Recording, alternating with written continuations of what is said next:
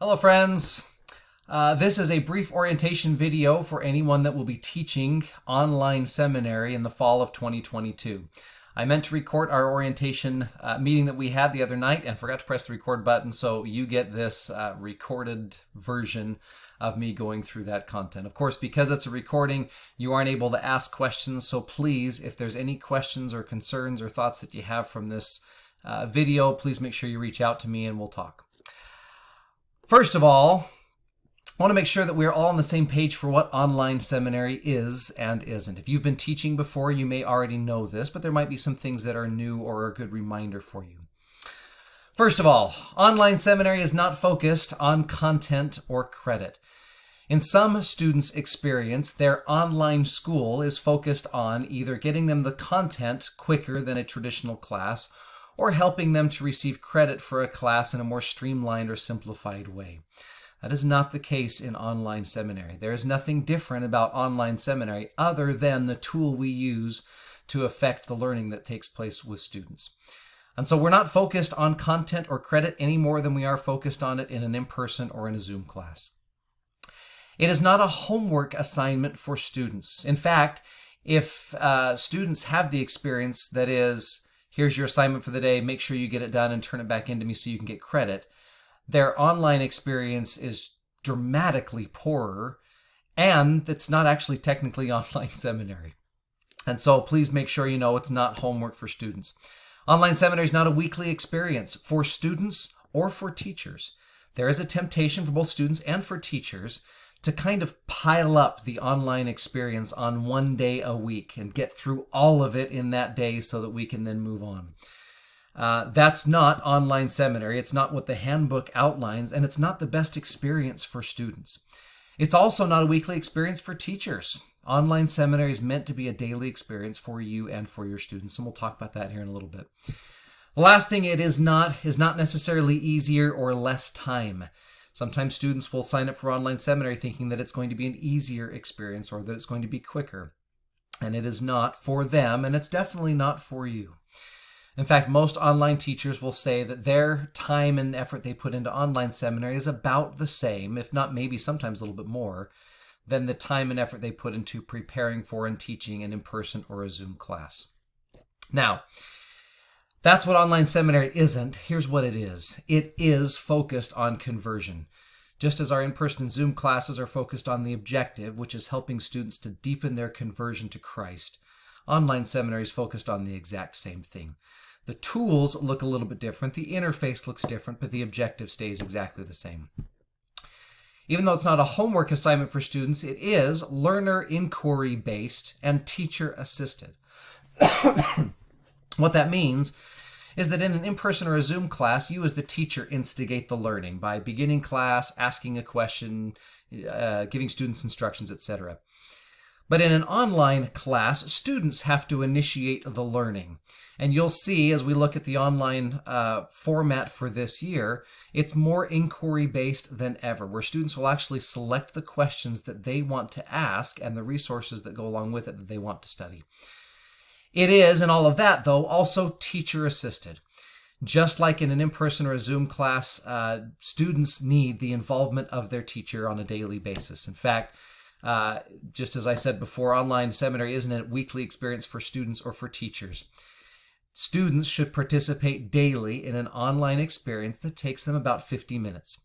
Teachers should participate daily in studying the content, adjusting it to meet the needs of their students, participating with students in discussions, reading student assignments and giving them timely feedback, ministering to individual students who may be disengaging from certain online modules, and of course performing all the administrative tasks that go along with online seminary. All of that takes place daily. Please do not relegate your students and do not relegate yourself to a weekly experience. We need to make sure that it's daily for them and daily for us as well. And last but not least, even though it's not necessarily easier or less time, it is a unique experience. You get to tread on some sacred ground as an online seminary teacher, in that sometimes you'll interact with students in a way that you don't normally get to in in-person or Zoom classes. You'll get to read things from them. Sometimes students will write things that they would never say out loud. Sometimes they're more candid and open. Sometimes students will come alive in an online environment where they wouldn't in an in-person or a Zoom environment. And you get to be in that sacred space with them. So please treat this as a sacred space, just as you'll want your students to treat it as a sacred experience. Now, with all of that, there are a couple of things that we need to make sure we check off before we can begin an online class. This online checklist was sent to you quick, just so you can see. First of all, 3 checks for teachers. Number 1, as I already said, teachers need to make sure they engage each day with students and the content by fostering, participating in discussions, reading, responding to assignments or messages, and adjusting the content to meet the needs of students.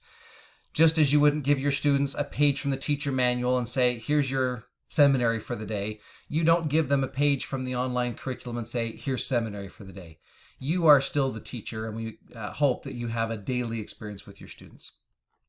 There's also some additional training provided to you as teachers, which we'll talk about here in just a little bit. And we expect you to participate in that training so that your students can have an increasingly better experience and so that you can have a decreasingly stressful one. The more training that you're able to participate in, the smoother the experience for both you and for your students. And then finally, we expect you to be able to complete all the administrative tasks that go along with teaching online seminary. Students, this kind of goes without saying, but we hope that they have reliable technology that they can access the online material with. Again, we hope that we expect them to engage in a full 50-minute experience each day in online seminary. The curriculum is designed that way. And then for them to meet any expectations that you as the teacher might set for them. So, with all of that, let's now take a look at what online seminary is going to look like for 2022, for the fall of 2022. If you go to silearn.churchofjesuschrist.org, you should see your online course that looks like this. It has this picture, Fall 2022, on it. And I'll click on one and just show you what this looks like. It's different than previous years. There are some pretty fundamental changes that I'm really excited about because they'll make a dramatic difference in your and your students' experience. First of all, you'll notice the homepage looks a little bit different. Not the least of which are these drop-down menus, which we'll see now throughout all of the online content. That makes it so instead of having everything on one page and students have to scroll endlessly, they get to drop down and select things that they're interested in. So here on the home page, if they need to see the meeting schedule, they'll see it right there. Now you notice on this home page, it needs to be customized for your class. This class meeting schedule needs to be changed by you to include the content that's relevant to your class. Here are the requirements for class. If you want to add any extras, you can to that. And of course, the lesson schedule, which gives the weeks and the assignments. Students can click on any one of those and go directly to the content. We would encourage students actually to click the Start Here button and to start there. I'll show you what that looks like. If you click over in modules, there are 2 introductory modules. One is for you as a teacher. It's not to be published for your students, but it walks you through this new online format. It's brief, it's to the point, but it's pretty crucial to make sure you understand what's going on. And so I would encourage you, before you dive into publishing things for students, to just walk through these pages yourself. Then, invite your students to complete this module, Student Success in Online Seminary, by reading the introductory page and then reading each of these 3 successive pages. It doesn't take them long, but it will help them have a meaningful experience and know what the expectations are. Then, you'll notice that unlike the previous online format where it was kind of piecemealed together, some weeks you had 2 lessons from the manual, from the curriculum, some weeks you had 4 or 5 from the curriculum. What we've done is completely reformatted it to make it more just easier for you to help students have the online experience that we hope they'll have. So you'll notice each week there is, first of all, a get-to-know-you discussion to begin the week. It's different each week. For example, this week right here, the beginning of August, which I know you're not teaching, but just as an example, is Get to Know You, Your Dream Home. It has something to do with the lesson. Job talks about losing his home, his family. There's a hymn, Have I Done Any Good, that tells us to wake up and do something more than dream for a mansion above. And then it's just a fun discussion. What would your dream home be? This little icon lets students know that they're expected to participate in the discussion. They click and they share. This discussion is open all week long so that students can go back to it and so that you can participate in it as well. Then you'll notice that there are 3 scripture lessons, 1, 2, 3, roughly designed to be Monday, Tuesday, Wednesday. Each scripture lesson has an introductory portion that explains the scripture block, some driving questions, gives students some meaningful instruction. And then you'll notice down here that there are these drop downs that allow students to kind of customize their experience. This Get Ready to Learn section is the devotional. Then there are different questions students can ask themselves. What does it mean that Job was perfect? That's a context or content question. How can we choose to have faith in God? This is a scripture study experience. There's a connect to Christ experience. There's a doctrinal mastery review experience. And there's a want more experience. Then at the end of each day, students are invited to post their thoughts based on the experiences that they chose to have. Again, we want them to have a 50-minute experience, but what they choose to do in that 50 minutes can be up to them. For example, if a student comes in and they decide, I want to spend all of my time studying, writing about, and answering this question, they're more than welcome to do that. You as a teacher, of course, can customize this content. You can add to it. Many teachers find a lot of power in including a little video here at the beginning from you, just explaining to your students what the study is today, maybe your own personal thoughts about it. Sometimes teachers will highlight or bold certain things they want students to pay attention to. And certainly, teachers are encouraged to participate in the discussion, to follow up with students, give your own comments, etc. That is what a scripture lesson looks like. Again, there's 3 of them each week. There is then a application lesson that asks students, instead of participating in a discussion, to submit an assignment based on their experience over the week. So if you're doing this in a normal week, you might do this on a Thursday or a Friday after they've had this experience. And here they're going to submit an assignment at the bottom of the page where they share their thoughts, their feelings, and their experiences with you from the week. This allows students to have that personal interaction that we appreciate.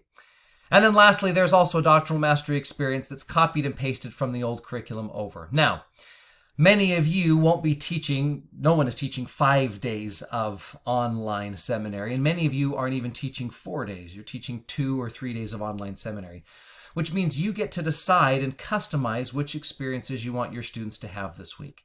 I would encourage you to include this get to know you experience just because it's fun, but then to decide which of these experiences you want students to have and which ones you want them to have in person or in your Zoom class. For example, you might decide that the doctrinal mastery experience is best had in your in-person or Zoom class. Many teachers like to do doctrinal mastery in person.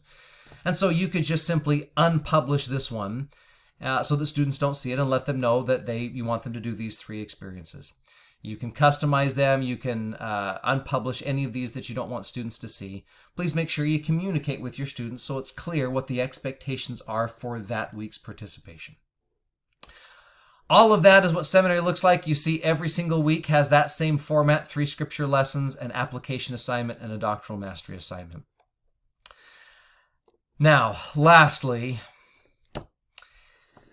how do you help students have a meaningful, powerful experience in their online seminary class? Well, first and foremost, as we have learned from students over the past 15 plus years, and especially over the past couple of years during the pandemic, the number one button to push to help students have the most powerful experience is the presence, the daily presence of their teacher. There is nothing that comes anywhere close to increasing the student experience than their teacher's participation daily. Students can tell when you're just giving them content that was developed by someone else, and when you yourself are invested in their learning experience. So please be present with them every day. Please also actively encourage students to have a daily experience. Assess what's going on. Make sure you pay attention to their comments. If you notice that a student over the past couple of days has just been submitting 1-sentence responses to the discussion, follow up with that student. Talk with them. See what's going on and see if there needs to be some ministry or some adjustment of expectations to help that students have the full seminary experience. And then lastly, please make sure you work on developing your skills as a teacher. Again, that introductory module for you that's in your Canvas page would be a great place to start. There will also be some additional resources that I'll be sending to you and that you'll also receive from our online specialists this year, who will give you some additional experiences and training. None of it meant to be overbearing, all of it meant to relieve burden, relieve stress, and give you the tools you need to be the best online seminary teacher possible. Brothers and sisters, thank you so much for all that you do. I know that juggling multiple formats of seminary is no easy task, and so I praise you for what you do. I'm still your one-stop shop for anything that you need. Call me before you stress out so that I can tell you not to stress out.